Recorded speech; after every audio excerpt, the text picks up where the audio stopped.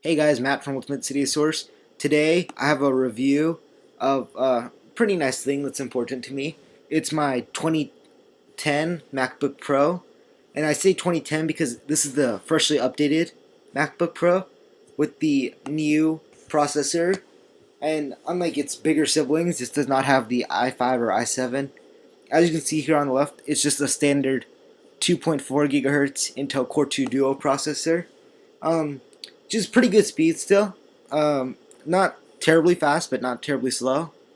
I think it still beats it pretty easily now. Beats its sibling, the white MacBook. Because even though it's $200 more, it's got a slower processor, same hard drive, not as good of a graphics card, and then it also has a worse battery life. Yeah, here up to 10 hours on the MacBook Pro, and only 7 hours on the white MacBook.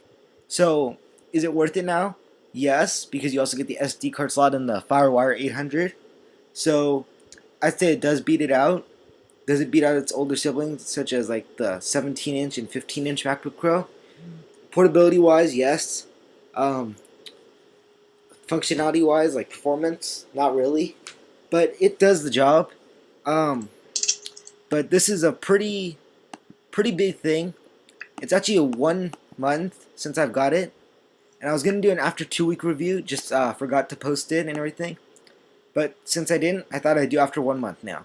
Um, since I don't have my camera with me right now, I thought I'd just take some pictures on my iPhone so you can see what the outside light kind of looks like.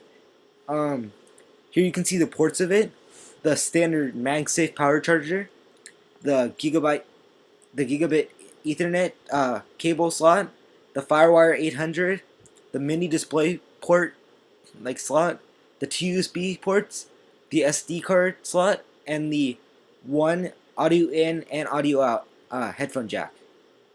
So that's pretty cool. You can see the backlit keyboard, very blurry image. Must have moved my hand on accident. That's very cool. Nice at night. Doesn't really add too much functionality. Just cool. Kind of cool to play around with. Have your keyboard flash around with iTunes. Um, so that's kind of cool. Just do some unique stuff with that. Also in this picture you can see this does have the multi-touch glass trackpad, which means you have all the gestures of like an iPhone or the MacBook Air or anything.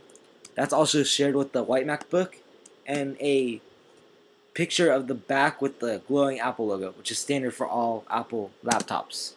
Um, Sorry about so much detail. It's just I don't know. Anyways, you can see some things I've done probably about this MacBook that I couldn't do before really when my family had an iMac. Boot camp, because the iMac's not really fast enough for it. Just it lacked the RAM that this has. SmackBook, which if you don't know what that is, I'll make a video afterwards on what it does, kind of, and some other things, some dock tweaks that my friend Blondie showed me. Some simple things, but honestly, guys, was the update worth it? Because I waited since probably Christmas time for this MacBook, and was it worth it? It was a long way, but I think it was worth it, guys. So if you're thinking about buying a MacBook Pro or even just a standard MacBook, I'd say definitely go for it if you can, because these are great laptops that you don't want to miss. Just outstanding. As you can see, it's also a PC, so very cool.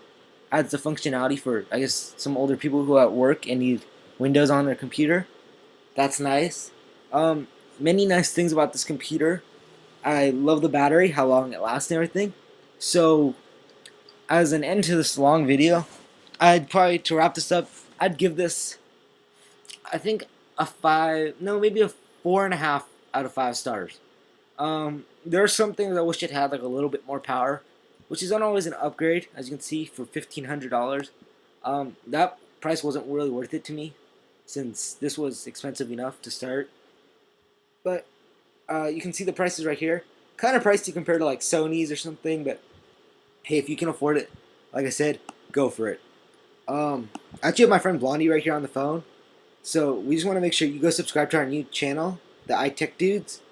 So go subscribe there, subscribe here if you haven't, and go subscribe to his channel. And sorry for such a long video, but thanks for watching this, guys.